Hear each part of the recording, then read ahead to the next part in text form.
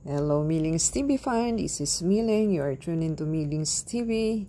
Kamusta po sila? Sana po ay nasa mabuti silang kalagayan. Tayo po ay lumabas today at nakarating po tayo sa Walter Mart Mall at tayo po ay pumunta sa Abenson. So yan po ang store ng Abenson. So ready to pick up na daw po ang ating pina-repair na oven. So hinihintay po natin ng ating assistant at yan po ang inyong makikita sa kanilang store. At inabot po ng more than 1.5 months ang ating repair. So pagka nagpa-repair po kayo, kailangan po may box. Isisave po ninyo yung box at yan po ang ating oven at i-check po nila para po makita natin na na-repair na siya, pero ang ating bulb lang po ang na-repair, pero yung icon ng pihitan is hindi nagawa. So nabubura po kasi yung kanyang mga icons sa kanyang on and off at saka yung temperature niya.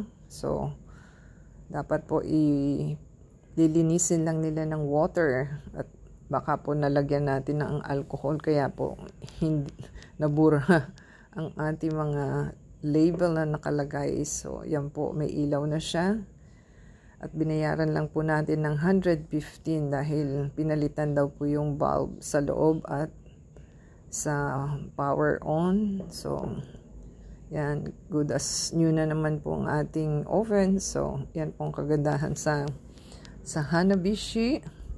Kapag nasira po, kailangan i-save po ninyo yung karton and then yung receipt. Para ito po kasi more than 2 years na siya. So, ano na po sa warranty, guarantee ba? So, ang service lang po is free, pero yung papalitan po is hindi. So 115 po yung bulb na pinalitan. So binayaran po natin ng 115. So sabi ng ating sales crew is pagka nakaano po yung yan yung tinuturo niyang ano na yan, kahit po naka-on siya, pwede nyo naman po i-unplug kasi nagra-run po yung kanyang timer. So pag nagra-run siya, pag binalik niyo daw po is dun daw po nasisira. Kaya hindi daw dapat pwedeng pihitin. So hayaan lang at i-pull out sa plug para po mag-run yung timer niya. Dun daw po nasisira. So may uwi na po natin ang ating oven at meron na tayong magagamit uli. Pwede din tayo uli mag-bake ng pizza for New Year. So talagang tutukan po nila ang follow-up para po magawa ang inyong mga unit na i-repair. So, ganun po ang ating dapat gawin kasi kung hindi, sa kanila lang natagalan. Pero doon sa store naman po sa kabila, hindi naman po ganun katagal. So, depende po sa unit at depende po kung may parts sila. So, malayo pa po yung kanilang branch na ibabalik yung item. So yan po ang ating receipt. Kailangan po isdalin nila yung inyong receipt para i-claim. Baka hindi po tayo entertainin. At yan po, tayo po ipalabas na at may item po tayong naiwan sa guard at hindi pwedeng dalhin sa loob. So sinabay ko lang po yan sa ating pag-grocery. So yan po ang check out. Kailangan dala-dala ninyo yung papers para i-check ng security guard at tayo po ay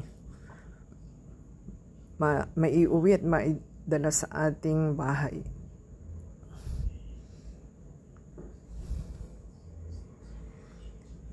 So kung nakarating ka po sa ating halfway na video, paki-subscribe po, support sa ating channel, play the ads in video, and give us a thumbs up and like.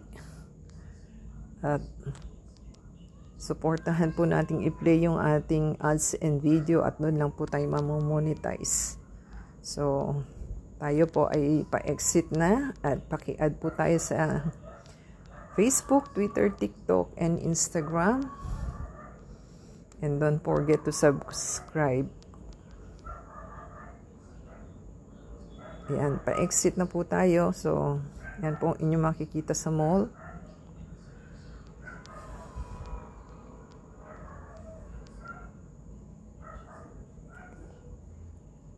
Tayo po ay nag-commute lang at hindi po mag-isa lang po tayo, hindi natin kasama sa bahay. So, nakauwi na po tayo at yan po ang ating items at happy po tayo na iuwi na natin ang ating items. So, unbox na po natin para maisatabi na po at magamit na.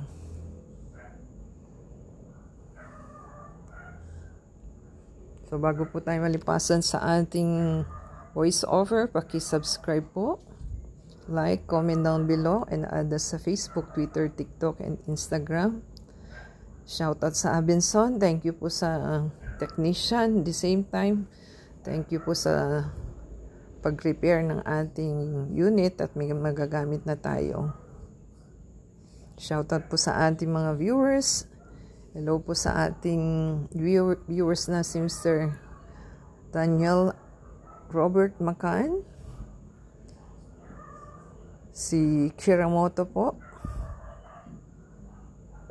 si John Martin, si Marcy Martin, si Patruchay, si Hali Yustar, at yan po ang ating mga viewers. Tsaka at the same time kay Miss Rosie De Casa po. And kay Kelmy Magkayan. Yan po ang ating mga viewers, na valued viewers. So until next time po. Sana po nagustuhan nila ang ating video. Thank you po sa Hanabishi. Until next time, God bless everyone.